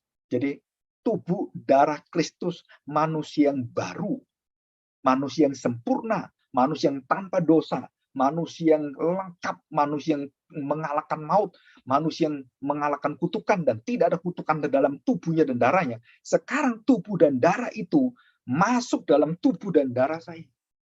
Jadi saya memiliki jaminan saya tidak terkutuk, saya tidak bisa untuk dihakimi lagi, saya tidak bisa lagi dimurkai oleh Tuhan karena ada Kristus dalam diri saya. Jadi Allah menghakimi kita, betul. Waktu Allah memberikan hukuman pada kita karena dosa kita, yang menanggung adalah tubuh dan darah Kristus di dalam tubuh darah saya. Saudara, ini satu pengertian. John Owen pernah mengatakan bahwa, satu tulisan John Owen mengatakan seperti ini, saudara, bahwa kepuasan Allah itu waktu setiap orang yang berdosa menerima kemarahan Allah di dalam Kristus, dan kemudian dia melihat penderitaan Kristus itu menjamin kita, Allah dipuaskan. Kenapa? Karena manusia semua akhirnya berdamai dengan Allah. Dan disitulah kepuasan Bapak Surgawi. Apa yang memuaskan Bapak Surgawi? Anak menerima murkanya, menerima kutukan, menerima hukuman manusia berdosa, dan kemudian anak ini membawa orang-orang yang dibawa oleh Bapa, yang ditarik oleh Bapa, dan diserahkan oleh Bapa kepada dia, itu diberikan darahnya, diberikan tubuhnya yang dipecahkan, dan menjadi sama seperti dia. Menjadi anak-anak. Ya, menjadi anak-anak. Nah, dari situ, kita baru bersyukur. Kenapa kita bersyukur? Karena kita mengenal apa yang dinamakan sebagai satu penebusan yang tidak pernah dilakukan oleh siapapun dan di dalam Kristus. Dan kita bersyukur. Kenapa bersyukur? Karena kita menerima satu jaminan yang luar biasa. Bukan hanya kita dijamin dosa kita, tapi perjalanan hidup kita yang stres, frustasi spiritual kita buntu. Saudara tahu, Yesus bersama dengan kita. Darahnya, tubuhnya menjamin kita, dan dia hadir dalam hidup kita. Dia menolong kita dan Roh Kudus membawa kita supaya manusia baru kita itu tidak jatuh di dalam pimpinan yang dipimpin dengan manusia lama kita. Dan manusia baru kita melahirkan buah Roh Kudus. Kita akhirnya sabar dalam penderitaan. Kita bisa mengasihi orang yang mencaci maki kita. Kita bisa mengenal orang. Dan dia bisa dengan taat berjalan dalam kuasa kerendahan hati. Ya. Dan yang terakhir ya. Apa kuasa penebusan Kristus? Nah, karena tubuh Kristus dan darah Kristus ada dalam diri saya. Nah, saudara, tujuannya apa? Akibatnya apa ya? Kita lihat. Saudara, di dalam Roma pasal 8 ayat 18. Ya. Saudara, ini jaminannya. Ya, perhatikan saudara ya. Roma pasal 8 ayat 18. Sebab aku yakin bahwa penderitaan zaman sekarang ini tidak dapat dibandingkan dengan kemuliaan yang dinyatakan kepada kita. Sebab dengan sangat rindu seluruh makhluk menantikan saat anak Allah dinyatakan. Anak Allah dinyatakan. Karena seluruh makhluk telah ditaklukkan kepada kesia-siaan, bukan oleh kehendaknya sendiri, tetapi oleh kehendak Dia yang telah menaklukkannya. Tetapi dalam pengharapan, karena makhluk itu sendiri juga akan dimerdekakan. Nah, akan ditebus, akan didamaikan, dimerdekakan, dilepaskan dari perbudakan kebinasaan dan masuk dalam kemerdekaan kemuliaan anak-anak Allah. Sebab kita tahu bahwa sampai sekarang segala makhluk sama-sama mengeluh dan sama-sama merasa sakit bersalin. Dan ini frustasi, kondisi kita itu dalam dunia penuh dengan tantangan, rintangan, penderitaan, dan banyak membuat kita itu harus mengerti bahwa tidak ada satu manusia yang bisa terlepas dari penderitaan dunia ini. Ya. Termasuk kita bisa saling mengasihi itu di dalam seluruh penderitaan bersama dengan Kristus. Dan itu bukan penderitaan biasa. Ya. Dan bukan hanya mereka saja, tetapi kita yang telah menerima karunia sulung roh. Menerima karunia sulung roh itu siapa? Kristus. Yang sudah melakukan semuanya bagi kita. Kita juga mengeluh dalam hati kita sambil menantikan pengangkatan anak, pengangkatan tubuh kita. Yaitu apa? Pembebasan tubuh kita. Dan di sini, jadi tujuan penebusan adalah saudara kita diberikan tubuh yang baru, tubuh yang tidak bisa membusuk, tubuh yang tidak akan berbuat dosa lagi, dan tubuh yang bisa melawan Tuhan, yang bisa menjadi tidak taat. Kita akan diberikan tubuh yang akan taat dan tidak pernah tidak taat. Tubuh yang baru, yang tidak bisa membusuk, tidak bisa berbuat dosa, dan tubuh yang kekal bersama dengan Kristus. Nah, saudara, itu adalah satu kuasa yang luar biasa. Ini, ya. Oke, yang terakhir kita akan melihat ini ya. Kita akan lihat. Nah, syarat mutlak pengorbanan. Nah, saudara, ini penting ya. Ada satu hal yang penting sekali. Ya. Syarat mutlak pengorbanan. Nah, kita lihat sekarang ya datanya. Yang pertama adalah anak sulung laki-laki. Anak sulung laki-laki itu, kalau kita ingat bangsa Israel ada 12 suku. Dan suku-suku yang akan membentuk suku Lewi itu berasal dari apa? Dari semua anak-anak sulung laki-laki yang lahir, diambil, dan kemudian jadi suku Lewi. Dan masuk dalam suku Lewi. Jadi suku Lewi itu adalah suku yang tidak punya penghasilan, suku yang hidup dari suku-suku lain. Ini melambangkan kedudukan seorang hamba Tuhan ya, karena imam, keimaman. Jadi suku Lewi. Nah, surah anak sulung laki-laki yang pertama itu menunjukkan akan keimaman Kristus di dalam kelewian, ya kelewian. Jadi yang pertama, yang terawal, anak sulung laki-laki dan semua bangsa anak sulung diserahkan pada Tuhan, semua anak sulung. Dan bukan hanya sulung ya, penghasilan kita yang sulung. Jadi kalau saya kerja ya, dan kemudian saya bekerja dapat gaji pertama kali, wah saya dapat 5 juta gitu kan. Saudara tahu, buka bisnis juga sama, buka bisnis baru dan kemudian dapat untung, dihitung-hitung, ini untungnya, saya dapat untung 100 juta gitu kan. Maka untung 100 juta ini sebagai persembahan sulung, saya persembahkan pada Tuhan. Nah, saudara, banyak orang tidak tahu rahasia persembahan sulung atau anak sulung yang diserahkan. Nah, anak sulung yang diserahkan atau persembahan sulung yang diserahkan itu akan membuka seluruh berkat Tuhan untuk generasi-generasi dan seluruh keturunan. Itu dalam bangsa Israel seperti itu. Jadi persembahan sulung itu yang kita serahkan pada Tuhan, bahwa ini persembahan yang terbaik, yang sulung yang paling indah, paling awal, paling seger, paling fresh. Ini Tuhan, aku berikan padamu. Ini persembahan sulung. Ini hasilku Tuhan. Aku persembahkan dan tidak diambil sama sekali. Dan itu juga dilakukan oleh Abraham, dilakukan oleh Daud, dilakukan semua raja-raja dan semua orang Israel, dan dia serahkan itu. Dan yang dijanjikan Tuhan adalah dengan persembahan yang seperti ini, yang semua diberikan pada Tuhan dan diserahkan pada Tuhan, maka hak semua kita sebagai anak-anak sulung dan persembahan sulung itu, maka saudara-saudara mendapatkan hak janji Tuhan itu akan tercurah dalam seluruh hidup kita. Nah ini, ya, jadi anak sulung. Yang kedua, saudara perhatikan, tak bernoda, tak bercacat celah, tak berkerut. Jadi pakai kata kerjanya adalah, kalau kita tahu bahwa kata kerja kapara atau kaperet atau kaporet, saudara, itu artinya apa? Menutupi. Jadi satu penebusan itu, satu pendamaian itu adalah menutupi. Jadi menutupi dosa, menutupi seluruh kejahatan, dan menutupi dengan seluruh apa yang sudah dilakukan oleh manusia. Jadi anak laki-laki yang sulung ini harus menutupi. Dengan apa dia menutupi? Bagaimana dia membersihkan dosa kita? Dengan apa dia membersihkan dosa kita? Maka anak sulung itu harus tidak bernoda, tidak bercacat, tidak berseluruh. Baru dia bisa menutupi, mendamaikan dosa. Jadi menutupi Allah akan dosa-dosa yang ada manusia, dan kemudian membuka manusia-manusia melihat Allah yang begitu Maha Kudus. Jadi yang di sini, Tuhan melihat kepada Kristus, dan manusia akan bisa melihat Allah dalam Kristus. Dan kemudian Bapa bisa melihat manusia berdosa di dalam Kristus. Dan Kristus adalah menutupi dosa-dosa ini dan menggantikan, dan supaya orang-orang itu bisa diterima oleh Allah, maka dia menyerahkan tubuhnya, dan tubuhnya ada dalam setiap tubuh orang Kristen. Darahnya ada di dalam darah orang Kristen. Nyawaku, hidupku, hidupmu. Hidupku bukan aku lagi, tapi Kristus hidup dalam aku. Nyawaku menjadi nyawamu. Darahku menjadi darahmu. Dan inilah darah yang sesungguhnya. Makanlah, dan inilah darahku menjadi darahmu, dan menjadi nyawamu, menjadi hidupmu, menjadi seluruh bagianmu. Nah, saudara, jadi waktu kita menerima karya Kristus mendamaikan kita, bukan hanya kita dilepaskan dari dosa, bukan hanya kita dilepaskan dari perbudakan, bukan hanya kita dilepaskan dari kuasa maut, tapi kita diberikan kuasa, yaitu hidup tidak bercacat celah, tidak berkerut, dan tidak bernoda. Dan itu manusia baru kita. Baru kita bisa mengerti dalam 1 Yohanes. Yohanes mengatakan bahwa kita tidak berbuat dosa lagi. Oh, banyak orang nggak ngerti.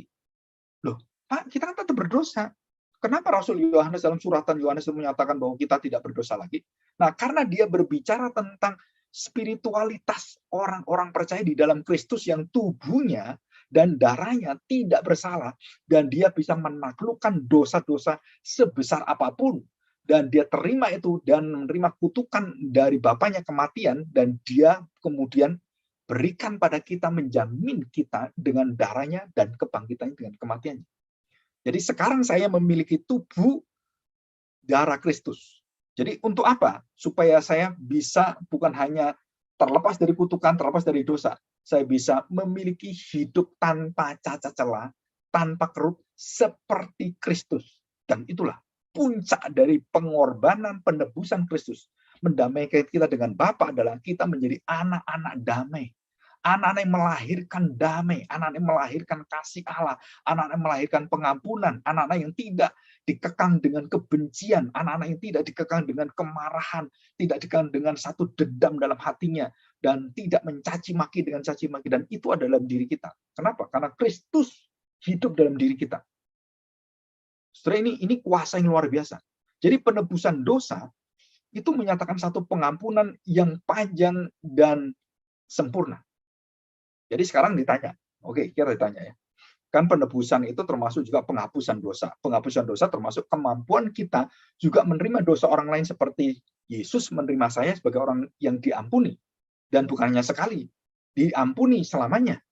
Jadi 70 kali 7 itu berbeda dengan Petrus mengatakan, saya mengampuni 7 kali. Bukan. Kamu harus mengampuni 70 kali 7 kali. Itu artinya ini, saudara. Jadi waktu kita menerima tubuh Kristus dan darah Kristus, dan kita menjadi manusia baru di dalam tubuh yang baru, nyawa yang baru, yang menguasai kita, yang hadir dalam diri kita. Walaupun manusia lama kita, tubuh kita masih berdosa. Maka tubuh yang baru ini, itu yang melahirkan buah Roh Kudus. Melahirkan satu perbuatan-perbuatan yang tidak bercacat celah, satu hidup yang tidak berkerut dan tidak ada nodanya, dan sempurna. Dan disitulah kita menerima hidup yang baru. Dan kemudian manusia lama kita, wah saya masih benci, tapi Tuhan ingatkan saya. Ini firman Tuhan berkata demikian, jangan membalas caci maki dengan caci maki. Oh ya benar Tuhan. Nah di situ terjadi perang rohani. Di situ terjadi pengudusan hidup kita. Dan di situ Tuhan menjamin, aku akan menyertai kamu dan kamu pasti akan berhasil. Dan tidak akan dikalahkan. Nah itu janji Tuhan dalam Roma pasal 8. Tidak akan bisa dikalahkan. Apapun, penguasa apapun. Ya. Nah ini kita lihat, ayat ini saya bacakan ya. Perhatikan, ya, ayat yang ke-31. Roma pasal 8 dan 31. Sebab itu, apakah yang akan kita katakan tentang semuanya itu? Jika Allah di pihak kita, siapakah yang akan melawan kita? Yang tidak menyayangkan anaknya sendiri, tetapi yang menyerahkannya bagi kita semua. Bagaimana mungkin ia tidak mengaruniakan segala sesuatu kepada kita bersama-sama dengan dia? Siapakah yang akan menggugat orang-orang pilihan Allah, yang menuntut, yang menuduh, dan yang mendakwa orang-orang pilihan Allah? Allah yang membenarkan mereka. Nah, di sini, saudara. Allah yang menebus mereka, Allah yang menggantikan mereka, Allah yang memberikan anaknya, dan mereka menjadi anak-anak Allah. Siapa yang akan menghukum mereka? Ada nggak yang mengutuk mereka, menghukum mereka? Jelas, dikatakan di sini, ayat 34. Ya. Siapa yang akan menggugat orang-orang pilihan Allah? Allah yang membenarkan mereka, siapa yang akan menghukum mereka? Ayat 34. Kristus Yesus yang telah mati. Bahkan lebih lagi, yang telah bangkit, yang juga duduk di sebelah kanan Allah, yang menjadi pembela kita. Pembela bagi kita. Siapakah yang akan memisahkan kita dari kasih Kristus? Nah, ini inti daripada penebusan, pengorbanan, pengampunan adalah kasih. Siapakah yang akan memisahkan kita dari kasih Kristus? Penindasan, atau kesesakan, atau penganiayaan, atau kelaparan, atau ketelanjangan, atau bahaya, atau pedang. Tubuh kita yang baru itu, tubuh Kristus, yang sudah mengalahkan maut, yang sudah menerima murka itu, yang diberikan pada kita dalam perjamuan kudus, saudara, itu yang menjamin kita menjadi manusia yang tanpa cacat celah, tanpa noda, tanpa krut, dan kita menjadi anak-anak sulung di dalam Kristus. Jadi bukan kita anak sulung, tapi kita anak-anak yang Bapak surgawi di dalam kesulungan Kristus. Dan kita menerima apa? Satu efikasi, satu kuasa yang luar biasa, satu kesembuhan, satu pemulihan, satu restorasi, dan kita menjadi orang-orang yang diinginkan Tuhan, menjadi sama seperti Bapak, sama seperti kita. Apa itu? Tidak terpisah dari kasih Allah. Ada penindasan, kesesakan, penganiayaan, kelaparan, atau ketelanjangan, atau bahaya, atau pedang, atau apapun terjadi dalam hidupmu. Dikatakan, aku tidak tinggalkan engkau. Ya. Seperti ada tertulis, bahkan sampai seperti ini. Oleh karena engkau kami dalam bahaya maut sepanjang hari. Ini Rasul Paulus dan semua rasul. Kami telah dianggap sebagai domba-domba sembelihan. Kami sudah mau mati semuanya ini. Kami sudah mau dibinasakan semuanya ini. Tetapi, saudara perhatikan, tetapi dalam semuanya itu, kita lebih daripada orang-orang yang menang. Oleh Dia yang telah mengasihi kita, sebab aku yakin bahwa baik maut, baik hidup, baik malaikat-malaikat, maupun pemerintah-pemerintah, baik yang ada sekarang maupun yang akan datang, atau kuasa-kuasa yang terlihat dan tak terlihat, kuasa apapun, ya, dunia roh jahat, roh najis, iblis, dan semuanya kerajaan kegelapan. Dikatakan di sini, malaikat-malaikat maupun pemerintah-pemerintah yang sekarang, dan kuasa, baik yang di atas maupun yang di bawah, atau sesuatu makhluk lain. Mungkin malaikat dan semuanya, kita nggak tahu ya makhluk lain itu apa, dan termasuk yang bukan hanya manusia, tidak akan dapat memisahkan kita dari kasih Kristus, kasih Allah yang ada di dalam Kristus Yesus Tuhan kita.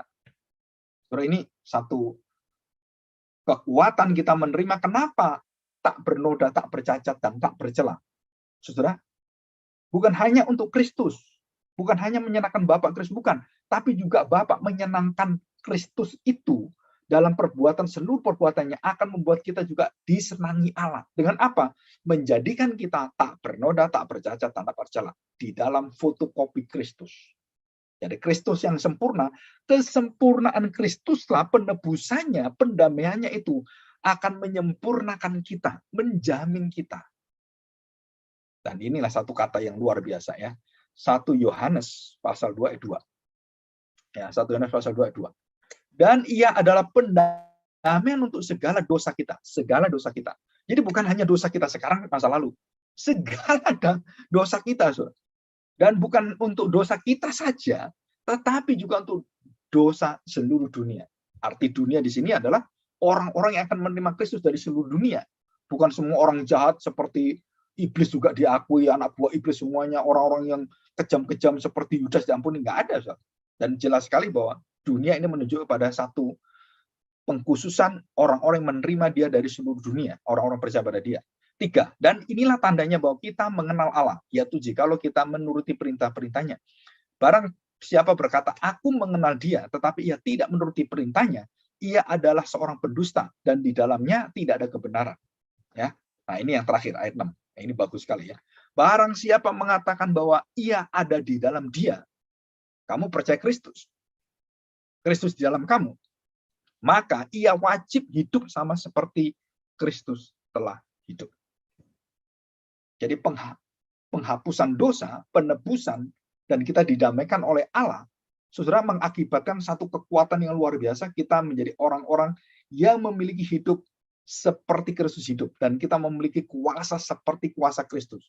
Dan maut tidak menimpa kita, murka Allah tidak menimpa kita, dan seluruh daripada hukuman tidak menimpa kita, dan kita tidak diikat oleh belenggu dosa, perbudakan dosa, dan kita orang yang dibebaskan, dan kuasa darah Kristus, tubuhnya yang menderita bagi kita, itu masuk dalam jiwa kita, dalam roh kita, dan kita menjadi orang-orang yang dibenarkan.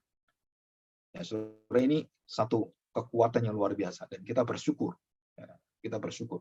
Ya, oke, kita lihat ini. Ya, saudara perhatikan, mengapa hanya Yesus yang bisa menghentikan dosa manusia, murka Allah, maut, kutukan, dan semuanya? Kenapa, saudara? Saudara perhatikan baik-baik. Ya, dosa manusia itu, manusia ini kan manusia diciptakan Allah, ciptaan. Dan waktu berdosa, manusia menerima hukuman kekal. Nah, jelas kan? Kamu akan mati, dan matinya adalah mati selama-lamanya. Pak, manusia kan tidak kekal. Kenapa hukuman jadi kekal? Kan tidak adil Tuhan. Hukuman kekal, manusia tidak kekal berdaging tubuhnya, dan rohnya juga tidak sekekal Allah menciptakan. Jadi kalau manusia berdosa, kemudian dia dihukum kekal, kayaknya nggak adil. Iya, kalau kamu lihat dari sisi ketidakadilan, dari sisi apa? Hukuman kematian kekalnya. Tetapi adil, kenapa adil? Kalau kamu percaya, kamu akan hidup yang kekal. Jadi kamu menerima konsekuensi sama-sama kekalnya. Hukuman kekal, kamu akan didamaikan dan hidup yang kekal. Jadi Tuhan bukan tidak adil, sangat adil. Kenapa? Kalau kamu taat, kamu menerima hidup kekal. Kalau kamu nggak taat, melanggar, kamu berdosa, kamu mati kekal. Jadi dua pilihan yang kita lihat, bukan satu pilihannya. Oh, berarti nggak adil Tuhan. Kenapa? Karena manusia tidak kekal kok dihukum kekal. Karena Tuhan memberikan, kalau kamu percaya, kamu hidup kekal. Dan ini menjadi seimbang. Kenapa seimbang? Jadi Tuhan menyatakan pada kita bahwa seluruh perbuatannya adalah perbuatan yang benar, adil, dan sempurna. Dan hikmatnya sempurna. Jadi Adam yang pertama berbuat kesalahan, dan seluruh manusia jatuh dalam dosa, dan tidak ada manusia yang bisa menyenangkan Allah. Dan semua manusia setelah Adam, siapapun, tidak ada menyenangkan Allah, dan tidak ada orang yang dilihat oleh Tuhan, dan semua dalam kebinasaan. Kecuali orang-orang yang dipilih Tuhan. Orang-orang yang dikasih oleh Tuhan, orang-orang yang akan menjadi hamba-hambanya. Dan itu beda. Dan secara kematian mereka mati semuanya. Ya, sekali berbuat, mati selama-lamanya. Kematian yang selama-lamanya ini adalah kematian tidak bisa manusia menyelamatkan diri. Orang mati, bagaimana bisa selamatkan diri? Orang yang berdosa, gimana mau menyelamatkan supaya nggak berdosa? Yang bisa menyelamatkan orang berdosa adalah orang yang bisa mengampuni, adalah orang yang bisa menyelamatkan orang berdosa adalah apa? Orang yang bisa mengampuni adalah orang bagaimana? Orang yang tidak berdosa. Baru dia bisa mengampuni. Jadi Tuhan melambangkan dosa seperti kain gombal. Dosa seperti kirmisi yang merah. Dosa seperti perbuatan menjijikkan di hadapan Tuhan. Dosa itu dilambangkan sebagai satu seperti ulat, ya, yang sangat menjijikkan itu. Dan bagaimana dosa itu bisa dibereskan? Maka saudara, Tuhan mengatakan apa? Kamu akan ditebus dan darah anakku akan menyucikan hidupmu seputih salju, dan merah kirmis itu akan menjadi putih seperti bulu domba. Nah, saudara, ini perbandingannya. Jadi Tuhan Yesus waktu di dalam kematiannya itu, dia menghapuskan seluruh kutukan, seluruh hukuman kekal, dan dia memberikan hidupnya kepada kita, dan kita menjadi putih seperti bulu domba, dan suci kudus seperti dia. Jadi Adam pertama berbuat seluruh manusia seperti kain kirmisi. Semua manusia dosa, seperti kain lampin yang kotor, dan semua tidak ada yang baik, tidak ada yang benar, tidak ada yang mencari Allah, dan semua mulutnya itu melawan Tuhan dan mengutuki Tuhan, bersungguh-sungguh pada Tuhan, dan menggantikan Tuhan, menggantikan kebenaran, semua ada di sini. Dan yang satu adalah di dalam Kristus, Adam yang kedua dan Adam yang terakhir. Dia berbuat kebenaran sekali. Jadi ini sekali berbuat dosa, semua kan ada dosa. Dan dia berbuat kebenaran, dia hidup dalam kekudusan sekali, maka seluruh orang yang percaya pada Kristus yang di sini, semua akhirnya akan mendapat yang hidup kekal. Dan disinilah yang disebut sebagai penebusan. Jadi penebusan itu adalah satu karya kebenaran Kristus yang diterima oleh Bapaknya dan menjadi kekuatan pokok keselamatan untuk menebus seluruh dosa-dosa yang mati yang tidak bisa ditolong oleh siapapun dan hanya ditolong Kristus. Syaratnya apa? Tanpa noda, tanpa cacat, tanpa kerut. Dan dia adalah manusia yang tidak berdosa. Nah, saudara, jadi yang terakhir ini ya, yang terakhir. Dampaknya ke kita apa? Ini satu sudut pandang aja yang terakhir. Saudara ditanyain, Pak, bagaimana saya mengampuni orang? Kamu harus mengampuni orang menurut hukum Taurat. Kamu mengampuni 7 kali. Yohanes mengatakan, bukan 7 kali, tapi ampunnya dia 70 kali 7. Dan saya tanya sekarang, jadi hukum Taurat itu sebatas dalam pengertian manusia melakukan, dia bisa melakukan setaat-taatnya adalah 7 kali. Setaat-taatnya gitu. Dan Tuhan Yesus mengekspan itu, jadi membuka satu cakrawala dunia spiritual. Dan dia mengatakan bukan 7 kali, tapi 70 kali 7 kali. Apa artinya? Kalau kamu menerima saya, menerima tubuh saya, dan menerima darah saya, darah perjanjian baru, dan kamu dimeteraikan dengan darah saya, nah kamu di situ baru bisa melakukan 70 kali 7 kali. Kenapa? Karena manusia barulah yang bisa menerima melakukan kehendak Bapa. Jadi Petrus harus menerima kebangkitan Kristus, tubuhnya dan darahnya, baru dia bisa menjalankan 70 kali 7 kali. Karena dia memiliki satu kebangkitan dalam hidupnya yang tidak lagi dikuasai oleh dosanya, dikuasai oleh Taurat ini, dikuasai oleh kematian, tapi dia dikuasai dengan darah Kristus. Dan apa itu? Karena kutukan dan seluruh kematian dosa murka Allah dihentikan oleh dia dan ditebus oleh dia dan diterima oleh dia. Dan kita menerima apa? Satu kemenangan besar. Jadi saya waktu menerima Kristus, saya percaya pada Kristus, saya bisa mengampuni orang seperti Kristus mengampuni yang sempurna. Dan bukan saya. Dan perkataan dari Yusuf yang sangat indah. Kamu pikir aku pengganti Allah? Waktu saudara-saudaranya nyembah dia gitu kan? Tidak. Tetapi Allah selalu merencanakan yang terbaik. Allah selalu mereka-rekakan yang terbaik. Aku dalam kelemahan. Dan dia kemudian dengan akal-akalan kepingin tahu adiknya, kepingin tahu bapaknya, dia kemudian menipu saudara-saudaranya kan, dengan memberikan piala dan menyimpan itu kemudian, nah itu kamu nyimpan kan, dan itu akal-akal Yusuf yang seperti dilakukan oleh Yakub, dilakukan oleh Ishak, dilakukan oleh Abraham. Jadi keluarga ini keluarga yang sering main tricky ya, jadi main permainan-permainan seperti itu. Dan Yusuf pun masih keturunan yang sama, jadi dia melakukan trik-trik seperti itu dan menyembunyikan seperti itu. Dan apa yang terjadi? Di dalam segala kelemahannya, Yusuf jelas mengatakan bahwa aku bukan Allah. Aku tidak menggantikan Allah. Jadi kalau aku bisa nerima karena Allah berbuat besar untuk bangsa yang besar, bukan untuk saya, tapi untuk memuliakan Tuhan. Nah, saudara, di situ kita melihat bahwa Yusuf menerima satu jiwa penebusan. Jadi bukan kepada dia, tetapi dia melihat Allah yang berperkara dengan dia, yang mengerjakan semua dalam hidupnya.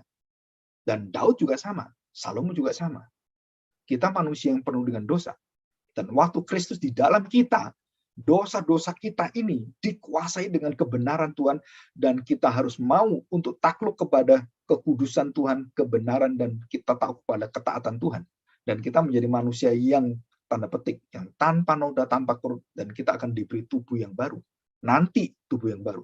Jadi roh kita ini sudah mengenal kebenaran, dan tubuh kita ini masih terus melawan. Dan nanti di akhir zaman, tubuh kita ini dengan penebusan Kristus dijamin, aku akan bangkitkan tubuhmu, dan kamu akan menjadi manusia sempurna seperti aku, tanpa cacat, tanpa celah, tanpa noda. Dan itulah puncak terakhir dari seluruh tujuan penebusan. Dan kita bersyukur kita bisa mendengarkan ini. Jadi kita dijamin, kita diberikan harapan, kita punya sandaran yang kuat, dan dosa, seluruh ketakutan kita, kegentaran kita akan kehidupan, dan seluruh apa yang ada, tantangan dalam kehidupan kita, masa depan kita yang bingung, nanti kalau kita tua bagaimana, nanti kalau kita kemudian tidak punya ini, tidak punya itu bagaimana, masa depan negara kita bagaimana, banyak perkara-perkara yang membuat kita tidak tahu kemana masa depan kita. Dan hanya kita tahu, Yesus hadir dalam diri saya, dia hidup dengan saya, dia menjamin saya, dan kita menjadi orang-orang yang lebih dari pemenang. Dan kita sudah memenangkan itu. Kita sudah mengalahkan maut, kita sudah mengalahkan kutukan, kita sudah mengalahkan dosa kita, dan kita hidup dalam kebenaran, hidup sempurna di dalam tanpa keruh, tanpa noda, dan kita menerima karena Kristus hadir dalam diri kita. Dan kita berjuang dengan tubuh kita yang seperti ini. Dan itulah perjuangan daripada Paulus di dalam Roma pasal 7. Manusia yang penuh dengan daging inilah yang terus berperkara dan jatuh dalam dosa. Ingin yang baik, ingin yang benar, tapi daging ini terus jatuh dalam dosa. Itu Rasul Paulus, apalagi kita. Tapi puji Tuhan, kenapa? Karena Rasul Paulus menulis dalam Roma pasal 8, kita mendapatkan satu kuasa kasih yang menutupi, yang menebus, dan yang memimpin kita, yang mendamaikan kita. Jadi arti kata damai adalah menutupi, menguasai kita, dan mengontrol kita, menjaga kita, dan yang memimpin kita hidup seperti Allah. Dan kita bersyukur dengan kuasa ini. Dan dikatakan yang jelas bahwa barang siapa mengatakan bahwa ia ada di dalam Dia, ia wajib hidup sama seperti Kristus telah hidup. Dan inilah satu kuasa hidup orang-orang yang sudah ditebus. Ya. Oke, puji Tuhan. Kita hari ini sampai di sini. Minggu depan saya akan menjelaskan tentang perbedaan-perbedaan lebih tajam. Mengapa menghapuskan dosa yang tak terhapuskan hanya dilakukan oleh Kristus? Ya, ini ada beberapa hal penting yang kita akan bandingkan tentang Imam Agung, bagaimana prosesnya, mengapa harus berkali-kali, kenapa Tuhan satu kali, dan itu terakhir. Dan kita akan menerima janji-janji Tuhan yang indah, bagaimana kita ke depan setelah kita ditebus. Ya, beberapa bagian sudah saya bicarakan tentang akibat dari penebusan dan kuasa penebusan di dalam hidup kita. Ya, oke, terima kasih. Kalau ada pertanyaan nanti silakan ditanyakan melalui WA dan juga chat ya. Terima kasih banyak. Saya serahkan kepada pimpinan ya. Ya, baik. Terima kasih Pak Agung sudah memberikan penguraian yang begitu indah dan jelas sekali ya Bapak Ibu mengenai karya penebusan Kristus. Apa yang dikerjakan melalui penebusan itu bagi kita orang-orang berdosa ya. Ini saya rasa ini sangat jelas dan mencakup semua aspek yang betul-betul kita perlukan ya sebagai orang berdosa. Baik, mungkin di antara Bapak Ibu ada yang memiliki pertanyaan, silahkan dituliskan di dalam chat room dari Zoom ini, atau juga mungkin ada yang mau bertanya lewat WA Group juga bisa, ya dituliskan di dalam WA Group. Ya.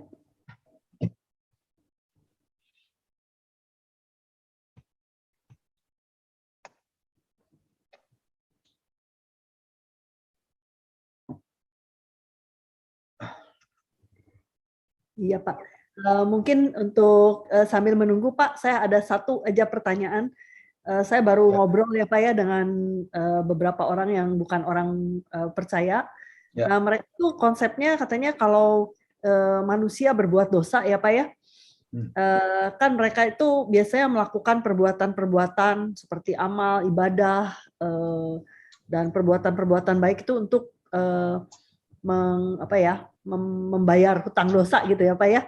Nah terus setelah saya ngobrol-ngobrol panjang itu mereka tuh akhirnya dibawa sampai pada kesimpulan gitu ya bahwa nggak mungkin kan ya Pak ya selama di dalam hidup ini kita tuh bayar utang dosa kita gitu. Nah terus tapi mereka tuh ada yang berpendapat bahwa kalau begitu nanti sesudah kematian, nah konsepnya tuh ada yang punya konsep bahwa neraka itu seperti tempat, bukannya tempat penghukuman ya Pak, tapi tempat penyucian gitu. Ya seolah-olah kita tuh dosa-dosa kita itu bisa disucikan di situ, hukumannya tuh diberikan di situ sampai lunas. Nah sesudah lunas baru kita bisa pindah gitu ya, pindah tempat, pindah ke surga. Nah, bagaimana pendapat Bapak? Bagaimana kita bisa menjawab orang-orang seperti ini gitu Pak? Ya itu konsep pelarian dari kebenaran. Jadi semua agama sebenarnya kalau kita lihat itu sebenarnya dia melarikan diri dari apa yang sudah Tuhan ajarkan ya dari sejak manusia awal, dan berusaha dengan pikiran mereka untuk menyusun jalan keselamatan sendiri. Jadi jalan keselamatan, dan sebenarnya kita tahu bahwa kalau kita mau melihat semua cara-cara yang dilakukan baik itu oleh perbuatan baik, sembahyang gitu kan, atau berapa kali sembahyang, terus dia bisa punya punya efek dan punya kemanjuran sehingga dosanya bisa dihapuskan. Nah, yang menjadi pertanyaan begini, kalau dosa itu bisa dihapuskan, apanya dosa yang dihapuskan? Ya, jadi gini, ini dosa ya, dan kemudian kita lakukan dosa. Nah, dosa yang asal ini, sumber dosa ini, kan nggak pernah berhenti. Dan kita kan lakukan dosa kan, terus perbuatan dosa saya hapus ini. Saya hapus dengan apa?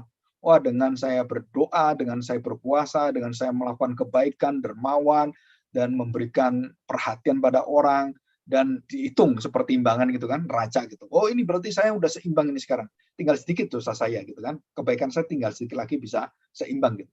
Nah, kan harus menang kan? Kan nggak boleh seimbang, kan harus menang gitu.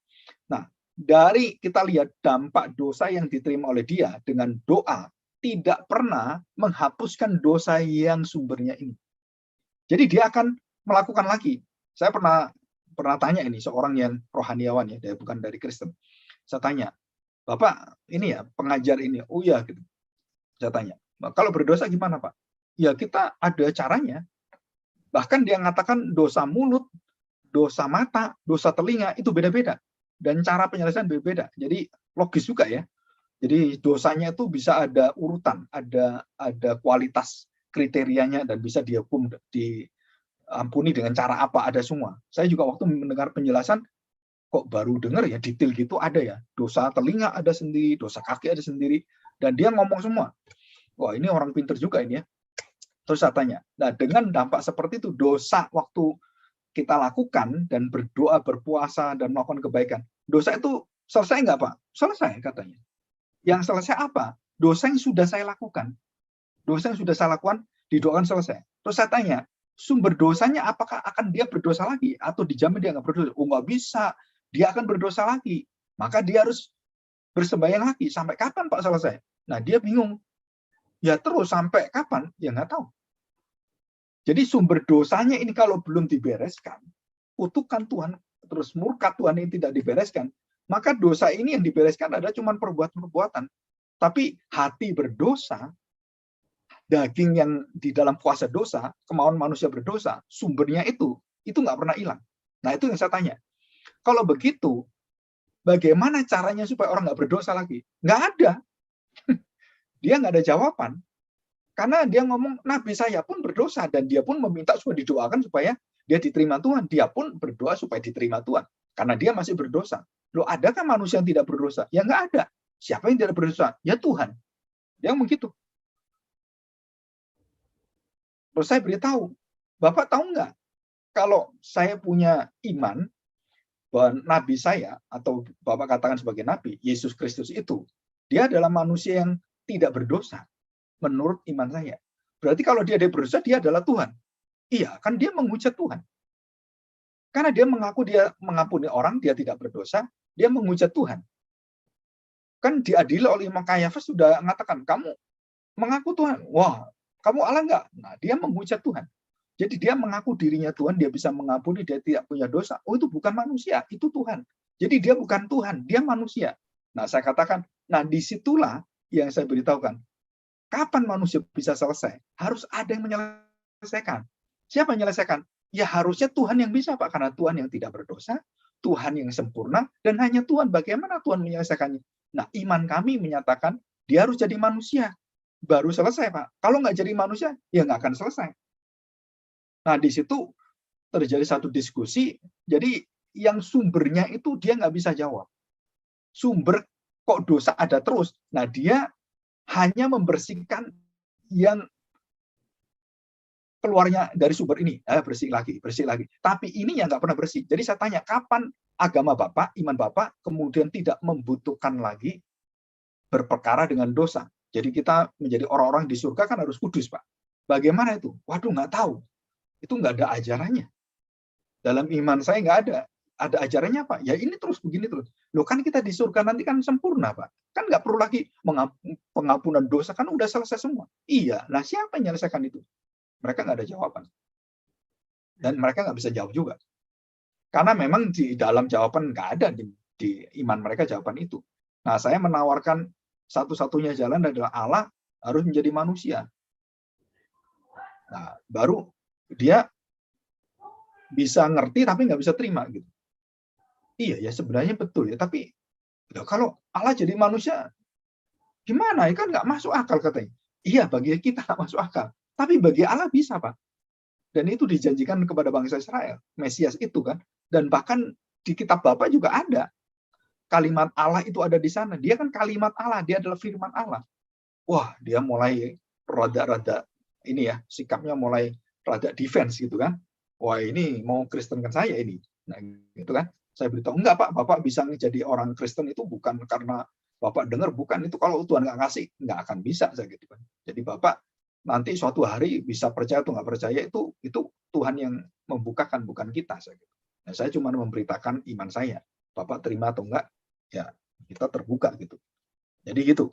Jadi lebih baik kita beritahukan bahwa bagaimana caranya membereskan dosa itu yang tidak pernah dibereskan dan kapan selesai ritual itu. Nah, mereka nggak bisa jawab. Saya tanya, apakah di surga kita tetap seperti itu? Berarti kan dosa ada terus kan? Kalau kita berbuat amal lagi, amal ke siapa di surga? Kan kita berhenti. Jadi kalau ada orang berpikir, wah di neraka itu bisa nanti disucikan dengan perbuatan-perbuatan, terus kita kirim di sini, dua amal kita bisa dibagikan. Nah, itu di kekristenan itu nggak ada semua. Dan itu paganisme. Itu penyembahan berhala. Ya, jadi kita nggak terima itu. Dan kita harus memberikan konsep bahwa Allah itu sempurna, tidak bisa menerima sekecil apapun dosa. Nah, itu harus diterima mereka. Baru dia bisa membuka diri pada Kristus Sang Penebus. Itu pertama ya. Jadi kita adalah orang berdosa, dan hanya Tuhan yang tidak berdosa, Tuhan yang bisa menolong kita. Nah, itu harus dibuka supaya dia tahu bahwa dia orang berdosa dan membutuhkan yang menebus dia. Nah, kalau nggak dapat pengertian ini, dia nggak butuh penebusan, karena dia merasa bahwa perbuatan saya bisa nebus saya. Kenapa orang-orang yang bukan Kristen itu nggak bisa jadi Kristen? Karena mereka merasakan, saya udah baik kok, saya udah melakukan ini semua, nggak butuh saya seperti itu. Dan banyak orang Amerika juga seperti itu sekarang. Orang Kristen ya, tapi dia nggak butuh Kristen, nggak butuh gereja, nggak butuh apapun. Kenapa? Ya kan saya tidak berbuat dosa, tidak berbuat jahat. Saya kan mencintai istri saya juga mencintai anak saya juga bertanggung jawab. Nah, mereka lihatnya itu bahwa keselamatan saya, kebaikan saya itu tidak membutuhkan penebusan, tidak membutuhkan saya ini orang berdosa, enggak. Nah, ini konsep ini yang akhirnya yang hancur ya di dalam iman Kristen di Barat itu, di Amerika dan Eropa itu hancurnya di sini. Dan mereka akhirnya kembali ke agama, melihat dirinya, pelakuannya gitu. Ya, di situ. Oke, terima kasih. Ya, terima kasih Pak. Waduh, ini kalau diterusin ini diskusinya bisa dipanjangin ya Pak ya, karena banyak sekali aspek yang bisa dibahas ya. Tapi ini Bapak Ibu, waktu sudah semakin malam, sudah lewat dari pukul 8:30, dan di dalam chat room belum ada pertanyaan. Baik, barangkali ada Bapak Ibu yang belum sempat menuliskan pertanyaannya, boleh dituliskan di WA group ya. Nanti pada minggu yang akan datang, pada pertemuan terakhir kita akan bahas sekiranya ada pertanyaan yang masuk. Baik, untuk pertemuan pada malam hari ini kita akan sudahi sampai di sini. Jangan lupa ya Bapak Ibu, minggu depan kita mulai pada jam yang sama, pada pukul 7 malam pada hari Kamis. Ini pertemuan terakhir, jadi jangan sampai Bapak Ibu melewatkan pertemuan terakhir ini. Ya. Baik, terima kasih sekali lagi Pak Agung. Dan selamat malam bagi Bapak Ibu, saudara-saudari sekalian. Sampai jumpa, Tuhan Yesus memberkati. Terima kasih. Ya. Terima kasih Pak Agung. Ya, sama-sama semua. Terima kasih